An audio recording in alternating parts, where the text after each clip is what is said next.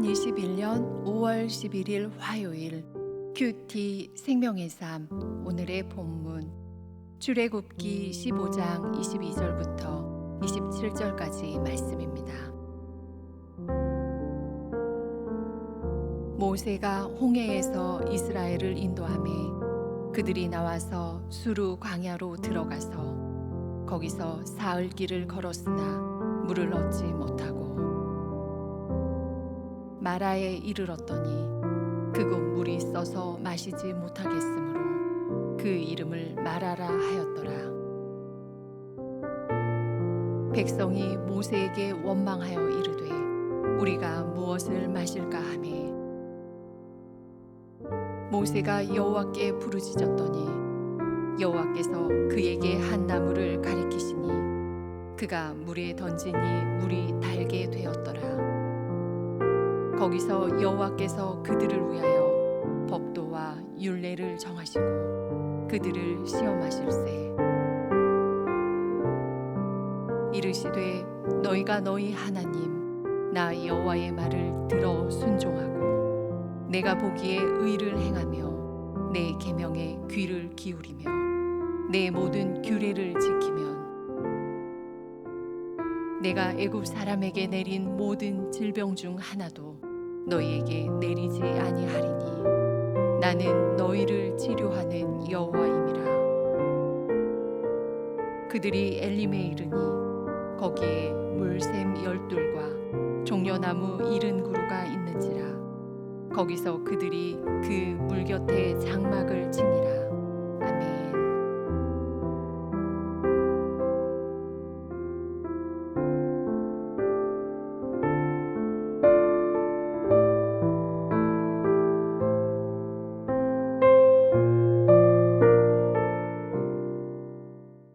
광야는 사람이 정상적으로 생활하기에 열악한 환경입니다. 신학교 시절에 2년 동안 적금을 들어서 졸업여행으로 이집트와 이스라엘과 요르단 세 나라로 성지순례를 다녀왔습니다. 당시에 교수님 5분을 모시고 120명이 넘는 한 학년이 15박 16일을 여행하는 것은 결코 쉬운 일이 아니었지만 평생에 가장 감사함으로 남는 시간이기도 합니다.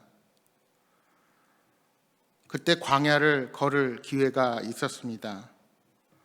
차를 타고 광야를 지나다가 우리도 옛 출애굽 당시의 마음을 조금이라도 느껴보고자 차에서 내려서 30분만 걸어보기로 했습니다. 저희는 시원한 에어컨이 나오는 버스를 타고 그곳까지 왔습니다. 모자를 쓰고 선블록을 바르고 선글라스를 낀 채 생수 한 병을 들고 차에서 내렸습니다. 30분 동안 걸었습니다. 옆에서는 우리가 탔던 버스가 함께 따라옵니다.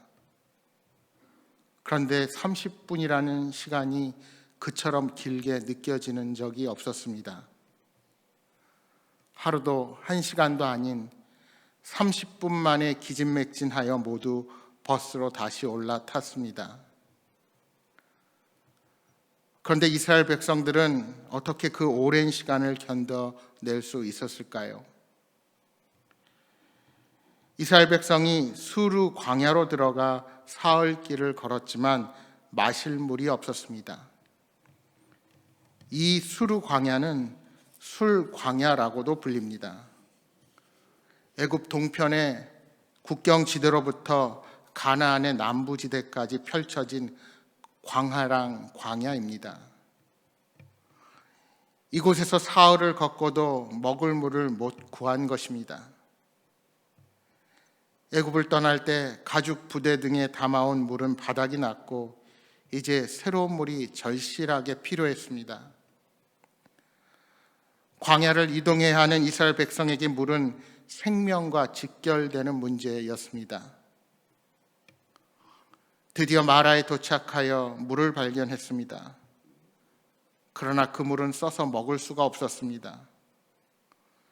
사흘 동안 장정부터 어린아이, 노약자까지 물 한 모금 먹지 않고 광야를 걷는다는 것은 큰 고통입니다.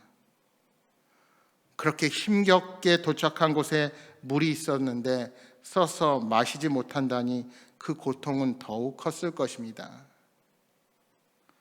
그들은 이러한 상황에 절망했고 모세에게 원망을 쏟아냈습니다. 이스라엘 백성은 홍해의 기적을 경험한 지 사흘 만에 하나님의 능력도 은혜도 잊어버리고 또다시 원망과 절망에 찬 모습으로 되돌아가고 말았습니다. 모세가 하나님께 부르짖으며 기도합니다. 하나님은 모세의 기도를 들으시고 한 나무를 가리키시며 물에 던지라 하십니다. 모세가 그 나무를 물에 던지니 써서 먹지 못하던 물이 달게 되었습니다. 거기서 하나님은 그들을 위하여 하나님의 백성이 지켜야 할 율례와 법도를 정해 주십니다. 하나님은 이스라엘 백성들의 이러한 반응을 보시며 마라의 쓴물로 그들의 마음을 시험하셨다고 말씀합니다. 여러분, 우리가 살아가면서 만나게 되는 여러 시련과 고난들은 우리 믿음의 상태를 보여주는 시험지라 할 수 있습니다. 이스라엘 백성들은 물이 없는 상황에서 원망하는 모습을 보임으로써 하나님께서 예비하신 시험에 실패했던 것입니다. 그렇지만 하나님은 이스라엘 백성들의 원망과 불신을 책망하지 않으시고 마라의 쓴물을 마실 수 있는 단물로 바꾸어 주십니다. 따라서 우리가 믿고 순종해야 할 대상은 그 나무를 통해 역사하신 우리 하나님입니다. 26절에 말씀합니다. 이르시되 너희가 너희 하나님 나 여호와의 말을 들어 순종하고 내가 보기에 의를 행하며 내 계명에 귀를 기울이며 내 모든 규례를 지키면 내가 애굽 사람에게 내린 모든 질병 중 하나도 너희에게 내리지 아니하리니 나는 너희를 치료하는 여호와임이라. 나는 너희를 치료하는 여호와임이라. 그렇습니다. 여호와 하나님만이 여호와 라파, 치료하시는 하나님이 되신다는 사실을 기억하시기 바랍니다. 이처럼 하나님은 이스라엘 백성들이 율법에 순종함으로써 하나님과의 올바른 관계 안에 머물기를 원하셨습니다. 하나님께 순종하고 그분의 통치 가운데 사는 것이 바로 하나님의 백성들이 취해야 할 믿음의 삶입니다. 마라와 같이 쓰고 고통스러운 상황에 처하더라도 우리가 하나님의 통치 안에 머물 수 있다면 하나님은 우리를 치료하시고 새롭게 변화시켜 주실 것입니다. 이스라엘 백성들은 마라에서 남쪽으로 10km를 이동하여 엘림에 도착했습니다. 그곳에는 물샘이 12이나 있었고 주변에는 종려나무도 70그루나 있었습니다. 그래서 종려나무 밑에서 장막을 치고 쉴 수 있었습니다. 하나님이 이스라엘 백성들을 물이 풍부한 곳으로 인도하셔서 광야 여정의 피로와 고단함을 풀게 해 주신 것입니다. 마라에서 율법을 주신 하나님은 하나님의 계명을 지키는 자가 누릴 수 있는 복을 경험할 수 있도록 해 주신 것입니다.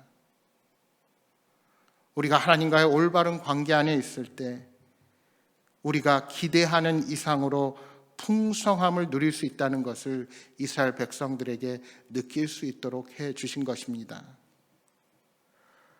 그렇습니다. 하나님은 언제나 당신의 백성들을 위해 일하시는 선하신 분이십니다. 창조주 하나님은 우리 인간을 지으신 후에 그들에게 복을 주신 분이십니다. 금방 끝날 것 같던 코로나19가 1년이 넘도록 끝날 기미가 보이지 않고 우리는 계속해서 고통스러운 시간들을 보내고 있습니다. 특히 교회가 잘못한 것 이상으로 오명을 쓰고 마치 코로나의 온상인 것처럼 오랜 시간을 좋지 않은 시선과 비난을 받으며 여기까지 왔습니다. 그래서 많은 사람들이 시험에 빠지기도 하고 선하신 하나님을 의심하기도 했습니다. 예레미야서가 3장 33절에 말씀합니다. 주께서 인생으로 고생하게 하시며 근심하게 하심은 본심이 아니시로다. 여러분, 하나님께서 인생으로 근심하게 하시는 것은 그분의 본래 마음이 아닙니다. 오히려 하나님은 죄인들을 긍휼히 여기시고 용서의 길을 열어주시는 분이십니다. 하나님은 지금도 당신께서 지으신 모든 백성들이 그릇된 길을 버리고 모두 돌아오기를 원하시는 분이십니다. 따라서 우리는 지금도 여전히 우리의 유익을 위해 일하시는 하나님을 믿음으로 확신해야 합니다. 이 사실을 신뢰할 때 우리의 시련을 치유하시고 풍성한 복으로 바꾸시는 능력의 하나님을 경험하게 될 것입니다. 인생의 문제들 가운데 우리 스스로 해결할 수 있는 문제들은 참으로 적습니다. 우리의 연약함과 불순종이 오히려 그 문제를 더 키우기도 합니다. 그러나 하나님은 우리가 삶에서 직면하는 고통스러운 문제들을 치유하시는 분이십니다. 우리가 하나님의 길에서 떠나지 않고 순종을 선택한다면 하나님은 마침내 우리를 위하여 예비하신 풍성한 복을 우리에게 부어 주실 것입니다. 사랑하는 여러분, 오늘 하루도 우리 하나님을 신뢰하며 믿음으로 살아가는 복된 하루가 되시기를 주님의 이름으로 축복합니다. 주신 말씀 기억하면서 이 아침 함께 기도하겠습니다. 주님, 은혜를 쉽게 잊어버리고 조금만 어려운 일을 만나면 불평하고 원망하는 어리석음이 없게 하여 주옵소서. 날마다 주님의 음성에 순종하며 믿음으로 반응하게 하여 주옵소서 하고 기도하시겠습니다.